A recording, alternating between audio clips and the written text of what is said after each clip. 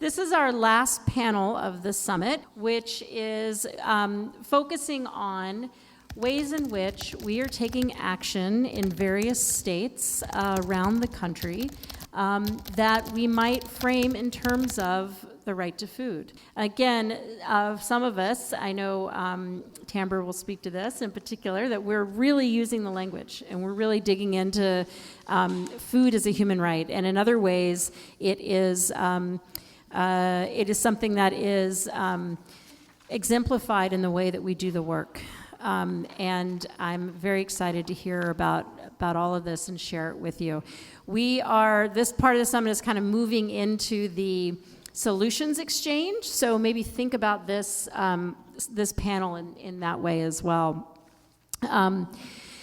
I think I said who I am, right? Allison Cohen, and I'm right now one of the co-founders, and I'm the director of the National Right to Food Community of Practice.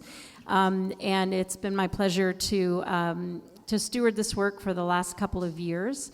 And one of the reasons those of us who came together initially and said we need to amplify this a little bit more, is that as all of us, we've understood that our food system, we have a sort of a shared understanding that our food system should be to produce food, health, well-being, and a thriving planet. And what we're seeing and getting instead is that we produce more plants for fuel and livestock feed than we do for food in this country. We've got the highest ever recorded food security rate in this country, 44 million people, 13% of the population. It's never been recorded at quite that level. And we also have the House version of the Food and Farm Bill, as many of us have been paying attention to. Boo is a good answer. It excludes workers. It includes excluding workers, cuts to SNAP, and removal of support for climate-related programs. So we are in need of some weaving some new threads into this work around policy and advocacy that we're all engaged in. So I am really pleased to introduce this panel and to be inspired by all of the activists and advocacy and hands in the soil work that this lovely panel will be telling us about. To save us a little bit of time, I'm not going to read their bios. I would encourage you to read them, and if that's okay with you all on the panel, and feel free to add whatever you'd like. We're going to start with Noel, who is the board chair of the Mississippi Food Policy Council from Jackson, Mississippi. Welcome.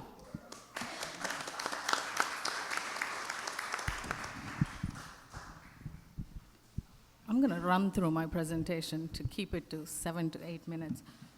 Good afternoon, everyone. I am Noel Dilla, she, her pronouns. I'm a Dalit woman from Guntur, Southeast India. My people are the Dalit Bahujan Adivasis. Over 3 generations in the contradiction of colonization, my people accessed economic mobility for the first time in history. And from the 19th century on, they transitioned from being landless field laborers, weavers of cloth, and domestic workers to becoming butlers to American medical missionaries, nurses' aides, teachers, college professors, university vice presidents, to immigrating to many nation states, and in my case, making home in Jackson, Mississippi, along with my son. I bring you greetings from Jackson, Mississippi, my chosen home, the land of the Choctaw, Chickasaw, and Natchez people. Mississippi is also the land that's been impacted by the blood, labor, and exploitation of enslaved Africans. The land and waters continue to be impacted by Black, brown, and indigenous immigrant labor and brilliance that is consistently invisibilized, undervalued, and exploited. My political homes are the anti-caste formations of Round Table India, Savary, Matti Collective, South Asian American anti-caste ecosystem in the Deep South, the Malcolm X grassroots movement for self-determination and self-defense. I'm held in community and accountable to my people across generations who are my mom, son, mentors, thought partners, and co-stewards of food systems, anti-caste infrastructure building, and radical builders of Southern BIPOC futures. I'm grateful to be in a loving and nurturing belonging in Jackson and Mississippi, where through many collectives we are imagining and building towards dignity, liberation, and justice of all oppressed peoples. What brought me to be part of a lifelong commitment to liberation work is my desire to make Jackson home. I understand home as a place deserving and worthy of belonging, honoring, defending, and respecting by any means necessary. My work includes storytelling, policy, design, resource generation, cultural work, and people building. I represent the Center for Mississippi Food Systems, which is the umbrella space that stewards the Mississippi Food Policy Council, the Mississippi Food Justice Collaborative, and the Mississippi Food Systems Fellowship. We are a network of BIPOC-led organizations, policy council, and a food systems leadership pipeline. The work we do today is in the continuum of the work that Black and Indigenous folks started decades ago. One of the first things we learned was how Ms. Hamer, Dr. Elsie Dorsey, Medgar Evers, and several others self-determined how to address hunger and food insecurity through relational, local, and rural approaches that were informed by lived experiences and starting from a place of understanding dignity, self-determination, and radical imagination. For us, this crystallized into a few questions. How do we keep learning from responsible knowledge and cultural producers? How do we let learning inform how we lean into our generational missions? How do we build into the sacred legacies of Ms. Hamer, Elsie Dorsey, Medgar Evers, Ben Burkett, Darnella Winston, Robbie Pollard, Cindy Ayers, Tyra Slaughter, and several others that are ancestors and living legends that are young, in between, and elderly? How do we do our part to inform sustainable development that equitably and justly transforms our food systems and regional economies? How do we do our part when our ancestors, generations of today, and the ones yet to be born are content with how we show up now? For us, that meant we do what Hamer and others did, which is believe themselves, invest in each other, and move from a place of fierce love. For us, the foundation of being stewards was becoming self-aware of our own moment in time and space and reckoning with our purpose and commitments. Building relationships as immigrant, brown, white transplant, Black, and Indigenous Mississippians meant that we had to figure out what we all deeply cared about and what connects us at the core of who we are. One of the first things we did was to identify a language and articulation that spoke to how we belong together. We identified our beliefs, values, and principles framework. We leaned through that process and also learned how language can also cause othering, while the intention was to inform belonging. We understood to decolonize how we use language. We understood that we deserve to move at the speed of trust, values alignment, and commit to practicing being in right relationship to each other, and absolutely not move at the speed of philanthropy. We understood not to let white supremacist and colonized forms of academia and its research articulations control our knowledge and cultural production. We had many realizations and continue to have many. For the sake of time, I will name a few. Being in right relationship and moving at the speed of trust and values alignment for us means we commit to belonging, not practice othering, which is a commitment to long-term principled struggle. We practice belonging equitably to our people, never as icons or above our people, not letting egos, perceptions, or assumptions move us. It's a real struggle. So we invest in wellness, well-being, healing, conflict transformation, and relationship deepening practices. We practice designing our time together with healers, wellness, and systems change experts who support our being and well-being together at all times. We consistently remind ourselves that we are all humans who are brilliant and full of contradictions, creative energies, cultural capabilities, weaknesses, and strengths. We lean into the practice of good love, healthy choices, and second chances. Shout out to Jackson, Mississippi's own native son, Kiese Lehman, for that language. We self-determine and practice equity, justice, and sustainable development-informed relationships with philanthropy, government, and each other. We practice being people-centered, spacious in imagination, design, implementation, evaluation, and story work. We make space for being iterative and evolutionary, whether we are doing rapid response work, building short-term work, or imagining long-term possibilities. We are a commitment to long-term, abundant, sustainable investments in BIPOC individuals, institutions, and infrastructure. We look at the last 200 years of Mississippi while visioning the next 200 and determining what investments we deserve for the next 30 to 60 years. We let relationships inform the building of our culture of belonging that builds, dismantles, or transforms structures and transforms institutions and public policies. We practice responsible production of knowledge and culture through our newsletter, documentaries, serving on panels, telling our stories through values-aligned story spaces. We inspire and inform program design, resource generation through national spaces and institutions of higher learning, whether they're TWIs or HBCUs or native serving institutions. Right relationship, moving at the speed of trust, and values alignment looks like budgeting for everything we name as priorities and unapologetically advocating for resource generation with philanthropy, government, and informing public and institutional policy. Lastly, being in right relationship and moving at the speed of trust and values alignment for us has been practice of political education, interpersonal feedback sessions, collective journaling, cultural expression time, imagination sessions, and collective well-being sessions. I'm grateful to bear witness to our work in Mississippi and grateful to Karen for her loving invite. Thank you, Allison, the national and local teams that co-created this space for all of us to come together, and to the Onondaga Nation. Mad respect for Malikia Keeney, who is an inspiration. Greetings to Ashante Reese and other responsible historians and knowledge producers who teach us. Appreciate all my fellow panelists and all of us here committed to peoples and places.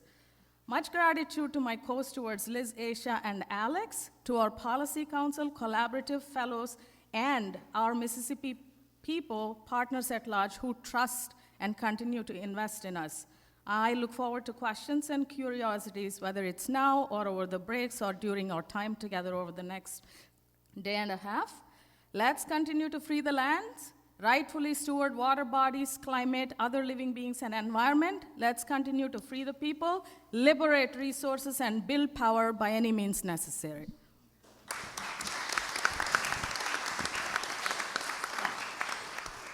Thank you. Thank you for reminding me that the title of our session is Moving at the Speed of Trust. Thanks to Noelle in our pre-panel conversation over Zoom, and Heather said we must adopt that as our subtitle for this particular session. So thank you. I'd like to introduce now Tambra Stevenson, who is the CEO and founder of WANDA, which stands for Women, and I have to look it up because I get it every single time. Women Advancing Nutrition, Dietetics, and Agriculture, WANDA. Thank you so much, and look forward to hearing you.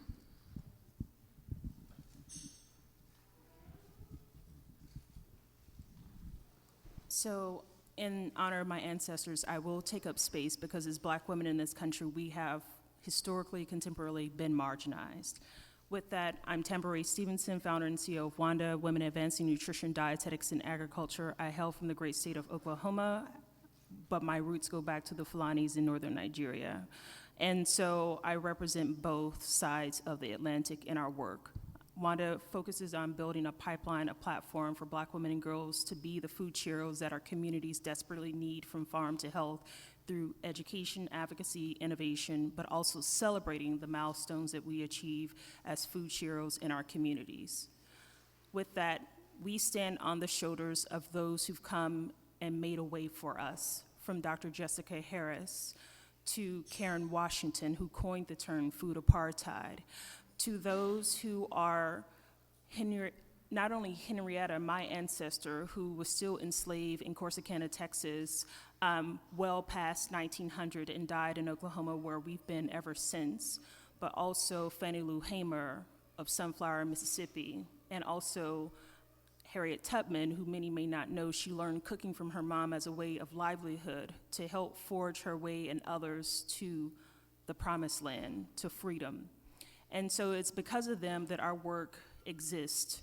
They provided the blueprint and roadmap to acknowledge that in the midst of this food apartheid, the brown and black faces of women represents the face of food and insecurity in this country and really around the world when you look at the face of hunger globally.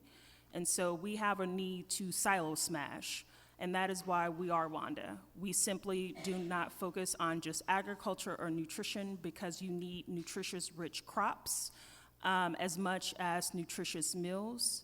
And you need those to prepare those meals and understand the role that they play. At a time in which kitchens and fields have been sites of trauma, we say these will now be sites of resiliency and restoration and reclamation. And so that's why every Juneteenth we host our Sisterhood Supper in Washington, D.C., putting our feet back into the land, reclaiming the space, cooking food for the culture, but also acknowledging that these are tables not only to sit, but also shake for the change that we need to see in our communities. And so that is how, in the midst of the pandemic, when we launched our WANDA Academy through the Ward Infinity program, a part of Johns Hopkins and Sibley Memorial Hospital, that we used a hybrid learning platform to educate women on the connection to the need to know Black dietitians, grief counselors who understand the food, mood, root connection, ecotherapists, but also how do we create a culminating experience of the Sisterhood Supper to understand that if we have a communal gathering of one another, we can not only acknowledge that we all belong together, but we open space for the community to say that you too can be the food hero that our community needs. In other words, we democratize this concept of who is the hero in the storyline, and we all can be heroes today. And the hero that we need is one who acknowledges your proper place in your soul completion journey of knowing that, one, the pain that we all experience in the midst of insecurity is the pain that becomes a fuel that lights our path and purpose to get the provisions that our community needs in order to live the concept of the promised land. And so we do that in the midst of this pandemic that became an opportunity to highlight what we've been knowing for very long in our communities, that we have been food insecure. We have been nutritionally divested. You can coin me on that. And so I say this because Ward 8 is my home over the last 20 years, where I've been a mom to Elliot and Ruby, who are now teens. And we live in Anacostia, a historic neighborhood in Washington, D.C. I intentionally, post the Katrina Rita situation, decided to say, in the midst of the rebuilding efforts in Mississippi and Louisiana, was how do we become the change that we need to see in our communities? And while I lived in Bloomingdale in Northwest, I said it's time to move to the community that I know needs change and needs people like me. When I walked the streets where Dr. King lived in Atlanta, you had a multi-generational, multi-income kind of economic communities. Everyone lived together. And I thought, with not only the white flight, black flight to burbs of Prince George's County, if we don't reclaim these spaces, we leave communities to be vulnerable and snatched up just like vultures looking at prey. And so I became a part of that change I wanted to see in Anacostia. And when I thought about the creation of WANDA, before that was Native Soul Kitchen, the simple idea of the power of cooking a meal at our local parishes, to the Masjid Muhammad and other worship centers, to understand that we know as this place convenes those of worshipers, we know what all of those who are champions of spiritual awakening is, that food is the very nourishment of Mother Earth, and that we all should have a basic spiritual necessity of receiving. And even from that lens is the reason why we are gathered, because we, on a deeper ancestral level, understand this is a fundamental right for our existence, and that we gather to acknowledge this resistance in the midst of all of this. The idea of us coming together is really to unlock, whether you're a chef, a farmer, an entrepreneur, an activist, a scholar, a media maker, that we all have our different superpowers. And if you're a fan of Power Rangers, you acknowledge that every color was a critical part of unlocking those powers. And you gotta figure out which color will you illuminate today and to say we will gather and make the rainbow for all of us to shine in that find not only the pot of gold, but the pot of food that our community needs. And so I thought about how do we take a public health approach to this idea of right to food? One way I thought about was how we must have this interdisciplinary kind of approach, that right now in how we think about the food system, agriculture is in one lane, nutrition is in another, you have chefs over here. But if we understood what public health involves, you have the epidemiologist, the biostatistician, the educator, you have the policy analysts, they all work together as a team. Why are we not taking the same approach to the food system? It's absurd. And so that is part of the challenge. We all should have our expertise, but in the end, we all should be coming together to say, how are we